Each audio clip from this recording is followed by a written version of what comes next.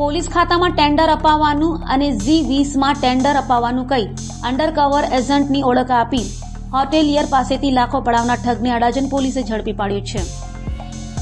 Adajan police પાસેથી મળતી માહિતી મુજબ અડાજણ વિસ્તારમાં હોટલ ચલાવતા સુધીર લુણાગરિયા અને તેના કાકાના દીકરા રવિ લુણાગણિયા સહિત 3 અંડરકવર એજન્ટ હોવાની અને ગાંધીનગર ખાતે સારી એવી પકડ હોવાની વાતો કરી તેઓને G20માં ટેન્ડર અપાવવાની સાથે પોલીસ ખાતામાં પણ ટેન્ડર અપાવવાના બહાને 28,40,000 પડાવી લેનાર ઠગ એવા ગોપાલ અરજ પટેલ ઉર્ફે ગોપાલ દેસાઈને અડાજણ પોલીસે જૂનાગઢના કેશોદ ખાતેથી ઝડપી પાડ્યો હતો। તો ફરિયાદ નોંધાયા બાદ આરોપી ગોવા, કાશ્મીર અને બેંગ્લોર ખાતે નાસ્તો ફરતો હોવાની પણ કબૂલાત કરી હતી।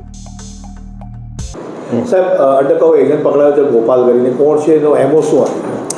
આ કામે અડાજણ પોલીસ સ્ટેશનમાં 420નો ગુનો દાખલ થયેલો છે અને એની અંદર આરોપી છે ગોપાલ અર્જુનભાઈ પટેલ, એને પકડેલ છે। એની અંદર એ પોતે સરકારી કામોનો જાણકાર માણસ છે અને પોતે અમે સરકારી કામો કરી આપીશું એમ કરીને લોકોને વિશ્વાસ આપે છે અને લોકો પાસેથી પૈસા લઈને એના કામો કરવાની એ પેરવી કરે છે ખોટી રીતે।